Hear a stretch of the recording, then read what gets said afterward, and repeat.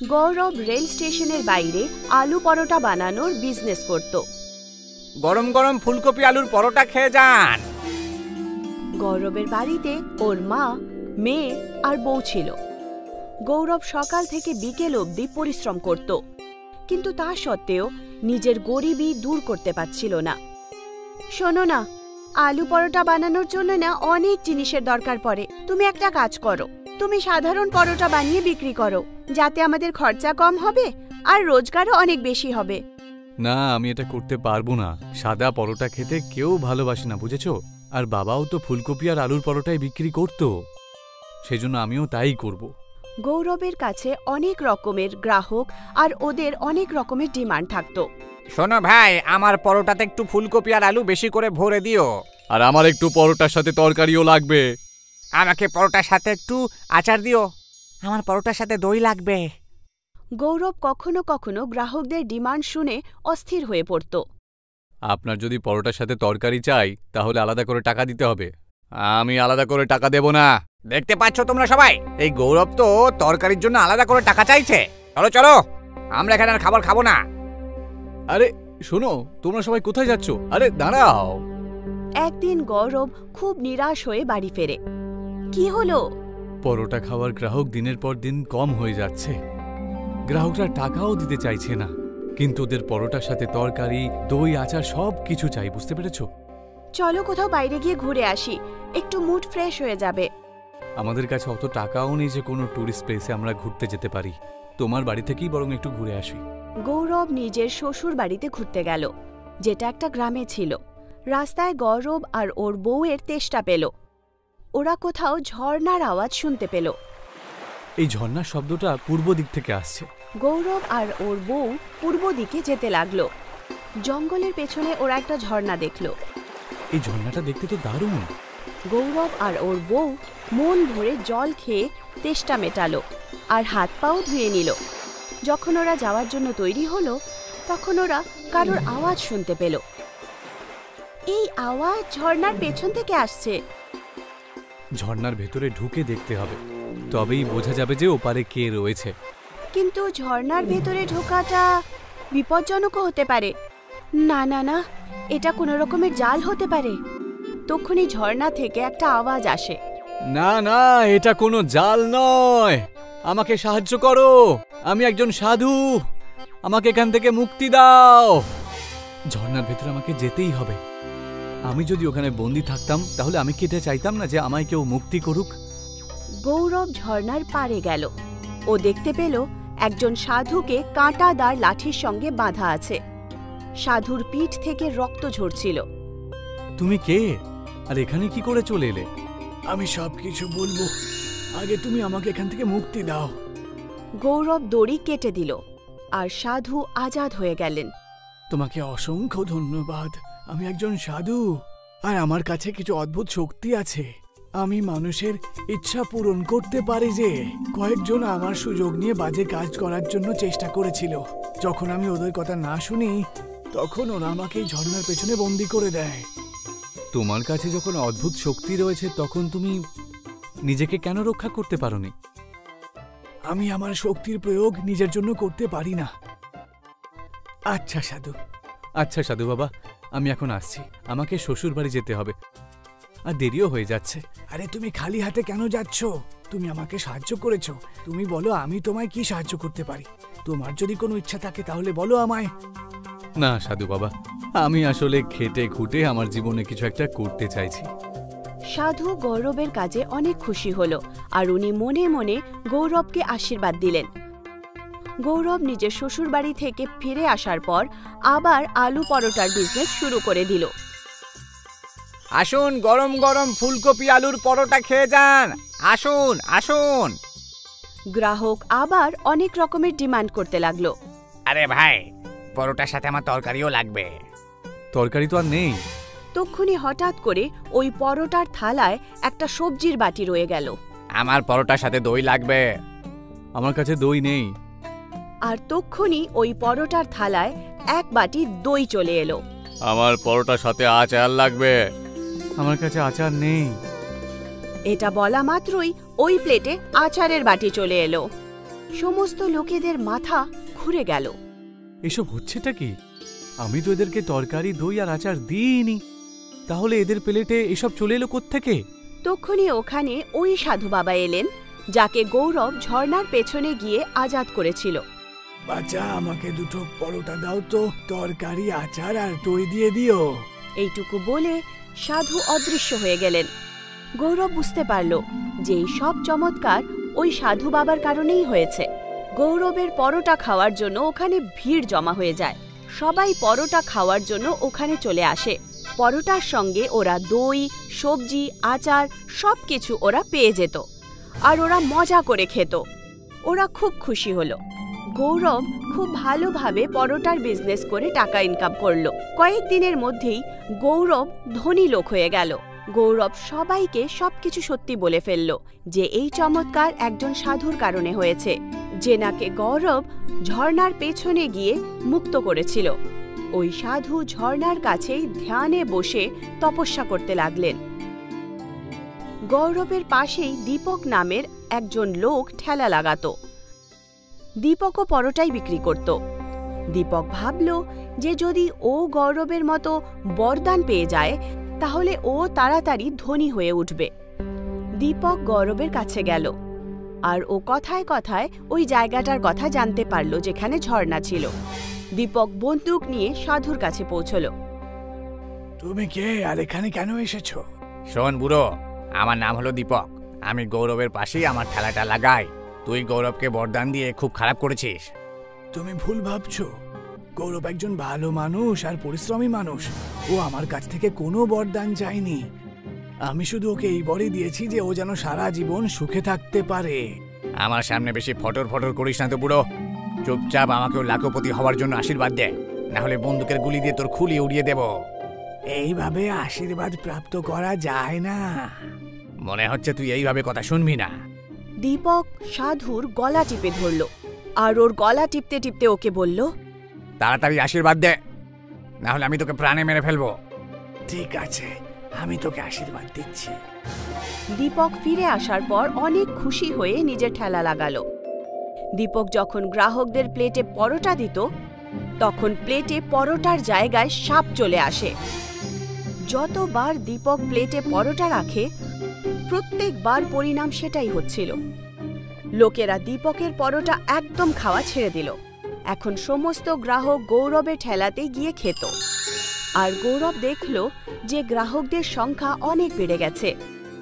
তখন গৌরব দুটো চাকর রেখে একটা রেস্টুরেন্ট খুলে ফেলল, আর এইভাবে নিজের পরিশ্রম দিয়ে সততার সঙ্গে নিজের জীবন ভালো করে তুলল।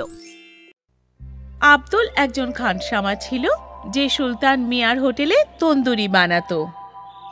ভাই, আমাকে একটা তন্দুর পার্সেল করে দাও। আগে এক্ষুনি দিচ্ছি। আপনার হাতের তন্দুরের কোনো জবাব নেই আব্দুল মিয়া।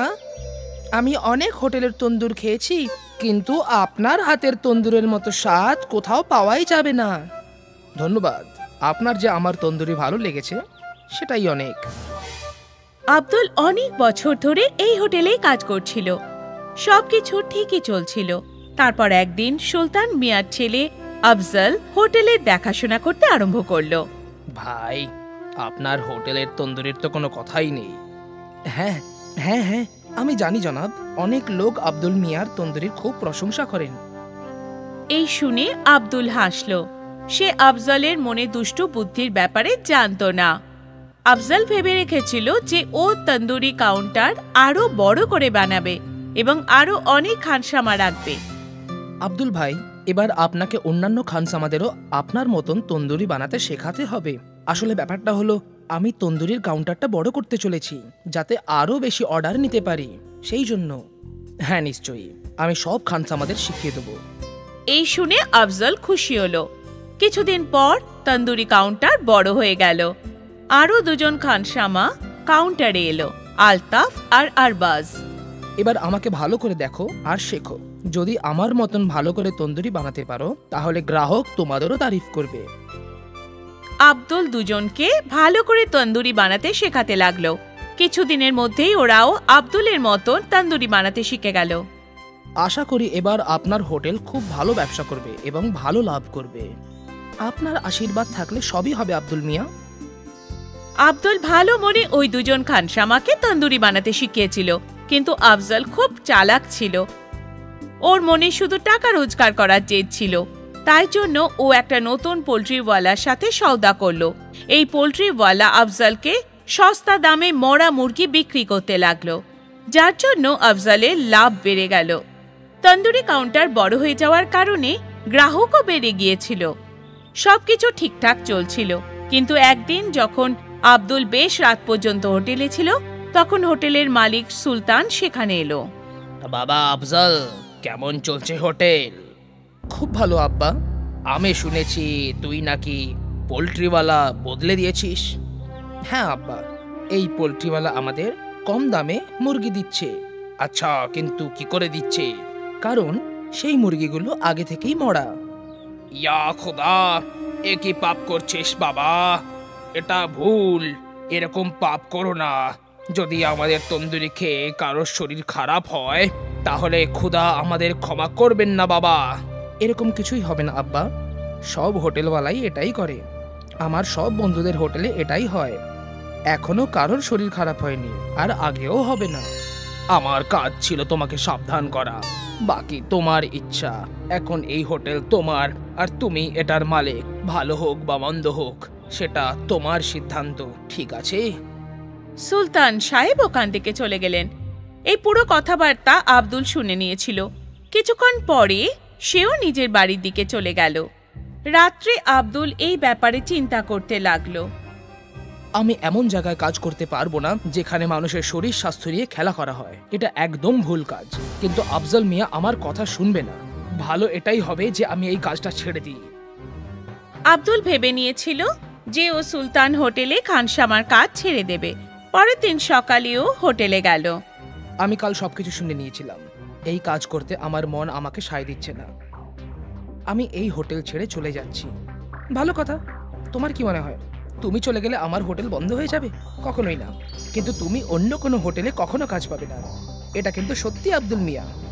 আমি মেনে নিলাম, আমি কাজ না করেও থেকে যাব, কিন্তু বেঈমানিতে অংশগ্রহণ করব না। আব্দুল এই কথা বলে সেখান থেকে চলে গেল। ও অনেক হোটেলে কাজ খুঁজতে লাগলো, কিন্তু কোথাও ও কাজ পেল না। ক্লান্ত হয়ে সে একদিন ওর বন্ধু মুস্তাফার সাইকেলের দোকানে গিয়ে বসলো। কি হলো ভাই, আজও কাজ পেলে না? না বন্ধু, জানি না এবার কি করব। আমি তন্দুরি বানানো ছাড়া আর কোনো কাজ করতেও পারি না। তোমাকে কে বলেছে অন্য কাজ করতে? আমি তো এটা বলছিলাম যে তুমি তোমার নিজের তন্দুরির কাউন্টার খুলে ফেলো। অত টাকা নেই আমার কাছে। তন্দুর বানাতে অনেক টাকা লাগে, আর তার উপরে হোটেলও তো চাই না। তার উপর তার ভাড়া, এত কিছু আমি কি করে করব? তোমার দুটো সমস্যার একটাই সমাধান আছে আমার কাছে, একটু অপেক্ষা করো। মুস্তাফা দুটো পুরনো সাইকেলের রিম নিয়ে তার মধ্যে দিয়ে একটা শিক ঢুকিয়ে দিল। নে, তৈরি হয়ে গেছে। এটা কি? বোঝাচ্ছি তোকে। মুস্তাফার কাছে একটা হাতগাড়ি ছিল। মুস্তাফা হাতগাড়ির ওপর একটা লোহার পাট ঠুকে আটকে দিল, আর তারপর সেই তন্দুর ওই হাতগাড়ির ওপর রেখে দিল। এবার এটার নিচে তুই জ্বলন্ত কয়লা রাখ, আর এটা ঘুরিয়ে ঘুরিয়ে তন্দুরি বানা।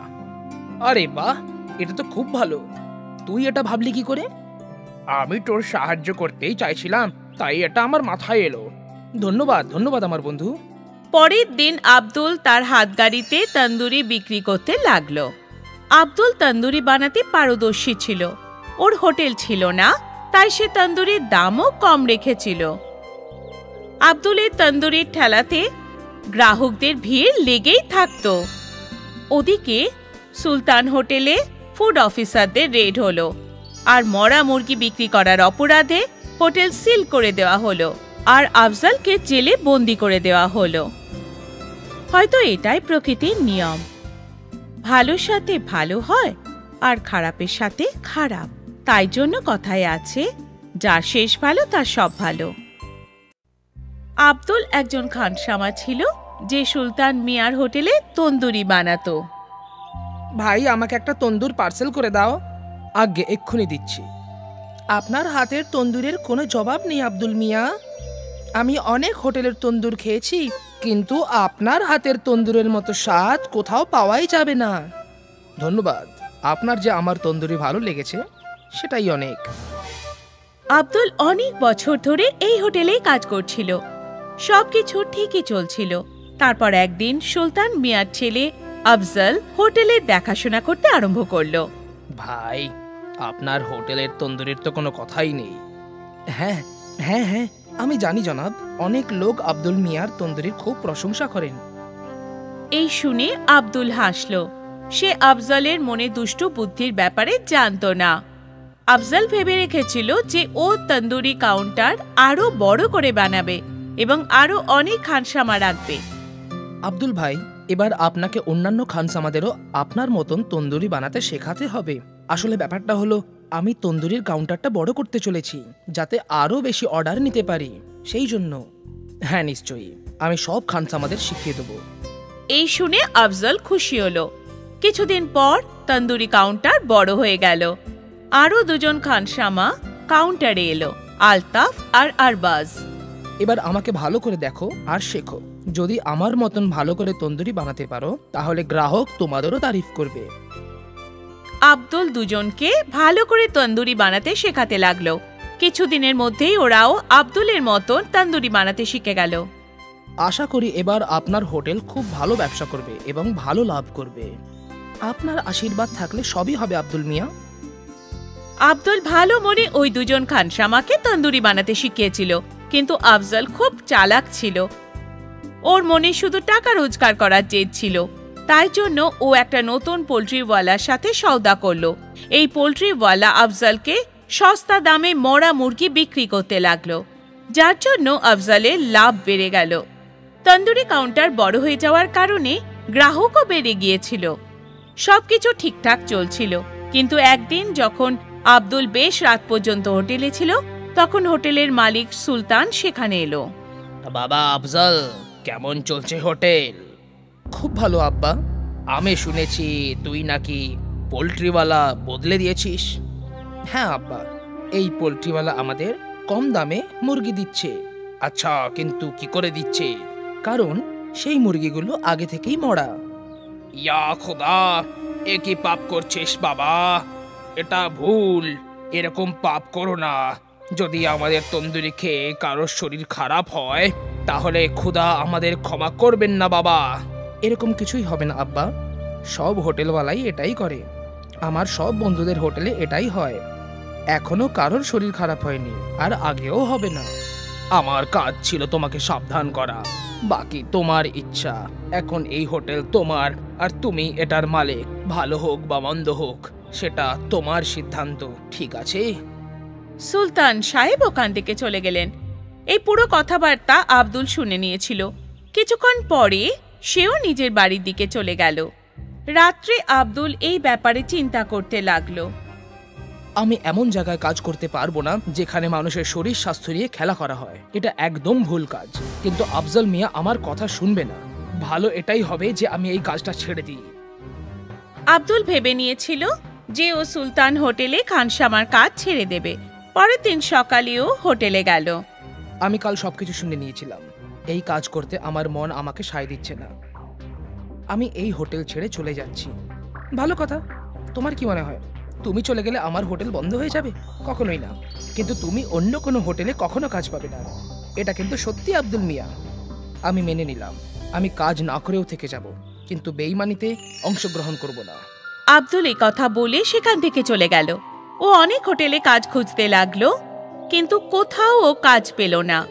ক্লান্ত হয়ে সে একদিন ওর বন্ধু মুস্তাফার সাইকেলের দোকানে গিয়ে বসলো। কি হলো ভাই, আজও কাজ পেলে না? না বন্ধু, জানি না এবার কি করব।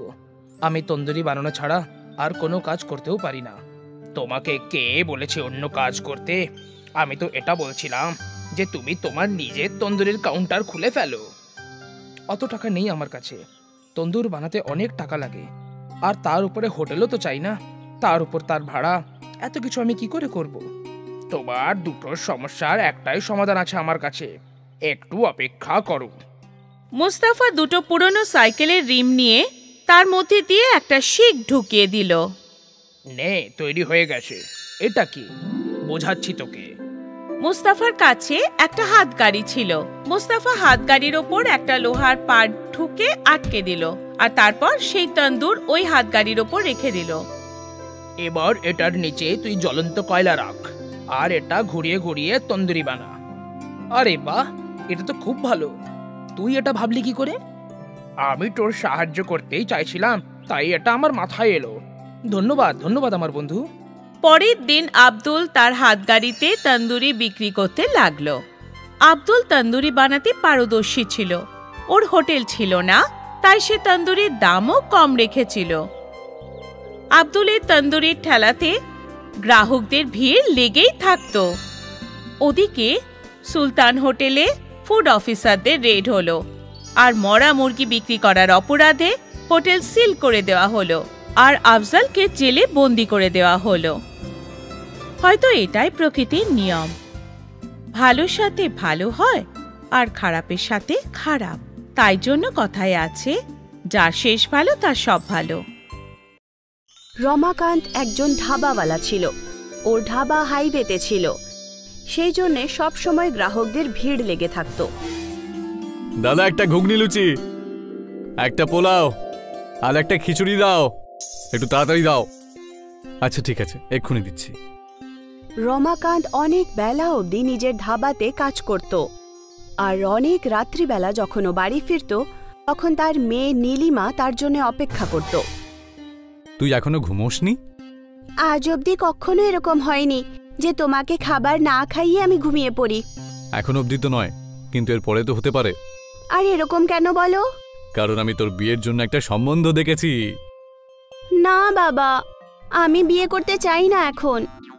সব মেয়েরাই এরকমটাই বলে, কিন্তু নিজের শ্বশুর বাড়ি যাওয়ার পর নিজের বাবা মাকেই ভুলে যায় হয়তো, কিন্তু আমি ওই মেয়েদের মতো নই।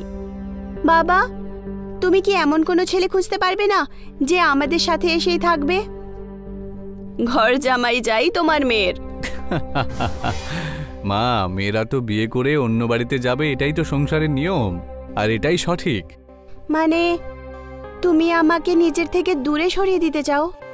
একদমই না, কিন্তু তোর বিয়েটাও তো আমাকে দিতে হবে। আমি তো তোর জন্য এমন একটা ছেলে খুঁজছি যে তোর এত বেশি খেয়াল রাখবে যে আমাদের কথা তোর মনেই পড়বে না, দেখিস। কি বাবা তুমিও? আরে তোমাদের দুজনের হয়ে গেলে গিয়ে খাবার খেয়ে নাও, অনেক রাত হয়ে গেছে। আচ্ছা ঠিক আছে। রমাকান্ত নিজের মেয়েকে খুব ভালোবাসতো, কিন্তু এটাও সত্যি ছিল যে খুব তাড়াতাড়ি ওর মেয়ের বিয়ে হয়ে যাবে। আর এখন রমাকান্ত আরও অনেক সময় অবধি ধাবাতে কাজ করতে শুরু করলো। কি হয়েছে মালিক, আজকে এত দেরি হলো যে? তাও ধাবাটা বন্ধ করনি? দেরি তো হয়েই গেছে, ভাবছি আরও কয়েকজন গ্রাহকের পেটটা ভরে দিই। এমনিতেও মেয়ের বিয়ের জন্য অনেক টাকা পয়সা লাগবে। ঠিক আছে মালিক, ছোট মালকিনের বিয়ে খুব ধুমধাম করে দেব আমরা। একদম। রমাকান্তের চাকররাও তার সাথ দিল, আর ওরাও ওভারটাইম করতে শুরু করলো। 1 মাস পর নীলিমাকে দেখতে ছেলের বাড়ির লোকেরা এলো, আর ওরা নীলিমাকে পছন্দ করে ফেলল। 2 মাস পরে একটা শুভ লগ্ন আছে, এদের দুজনের বিয়ের জন্য অতি উত্তম, বুঝতে পেরেছো? ঠিক আছে পণ্ডিত মশাই। সবাই খুশি ছিল, নীলিমার বিয়ে পাকা হয়ে গেছিল। রমাকান্ত এদিক ওদিক থেকে টাকা জোগাড় করতে লাগলো।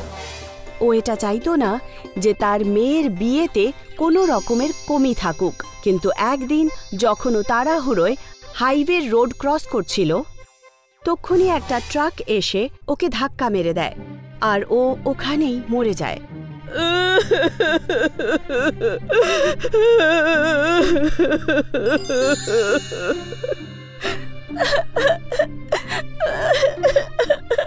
বাবা, যেই বাড়িতে বিয়ে হওয়ার কথা ছিল ওই বাড়িতেই বাবার মৃত্যু হয়ে গেল। সরিতা আর নীলিমার জীবন একদম শেষ হয়ে গেল।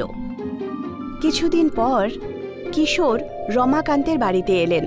বৌদি, রমাকান্ত দাদা আমার কাছ থেকে 2 লক্ষ টাকা ধার নিয়েছিল, বলেছিল যে মেয়ের বিয়ের পরে আমি টাকাটা শোধ দিয়ে দেব, কিন্তু এখন তো সে আর বেঁচে নেই, তাহলে আমার টাকা কে শোধ দেবে? উনি আমাকে এই ব্যাপারে কিছুই বলেননি দাদা। সেসব আমি জানি না। এখন এটা বলো যে আমার টাকা কে শোধ দেবে? আমি ফেরত দেব। আমার বাবার সমস্ত ঋণ আমিই চোকাবো। আপনি ব্যাস আমাকে 6 মাসের সময় দিয়ে দিন। ঠিক আছে মা, আমি 6 মাস পর আবার ফিরে আসব। তখন কিন্তু আমার টাকা চাই, বলে দিলাম। সরিতা নিজের মাথা ধরে কাঁদতে শুরু করলো।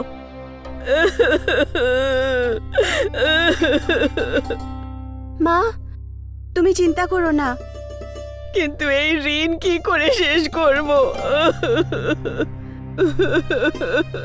কাজ করে আমি বাবার ধাবা চালাবো। তো সোনা, তুই কি করে এসব করবি? করে ফেলবো মা, বাবা আছে তো আমার সঙ্গে। আর পরের দিনই নীলিমা ধাবায় পৌঁছে গেল। কাকু, আজ থেকে আমি ধাবা সামলাবো। ঠিক আছে মা, তোমার বাবা আমাদের জন্য অনেক কিছু করেছেন। আমরা সবাই তোমার পাশে থাকবো মা। আপনার কাছে এটাই আশা ছিল। ধাবায় গাড়ি দাঁড়াতে লাগলো আর লোকেরা খাবার খেতে আসতে লাগলো। নীলিমা সবার অর্ডার আর পয়সা নিত। সকাল থেকে রাত অবধি ও ধাবাতেই কাজ করত। ধাবা বন্ধ করার সময় নীলিমা হিসেব করল, আজ তো শুধু 3000ই হয়েছে, যা দিয়ে শুধু 1500 টাকা রোজগার হয়েছে। এরকম চললে তাহলে আমি কিশোর কাকুর টাকা কি করে দেব? হে ভগবান, আমার সাহায্য করো। পরের অনেক দিন পর্যন্ত নীলিমা সকাল থেকে রাত অবধি কাজ করতে লাগলো, আর যা রোজগার সে করত তা কমই ছিল। ও একদম সন্তুষ্ট হলো না। অনেক দিন কেটে গেল। এক রাত সমস্ত চাকররা চলে যায় আর নীলিমা ধাবা বন্ধ করছিল। তক্ষুনি ওখানে একজন বয়স্ক সাধু এলেন। মা 2 দিন ধরে কিছু খায়নি, যদি কিছু খাবার থাকে দাও না। আসুন, বসুন। কিন্তু মা, আমার কাছে তো তোমাকে দেবার জন্য টাকা নেই। কোনো ব্যাপার না। নীলিমা কিচেনে গেল।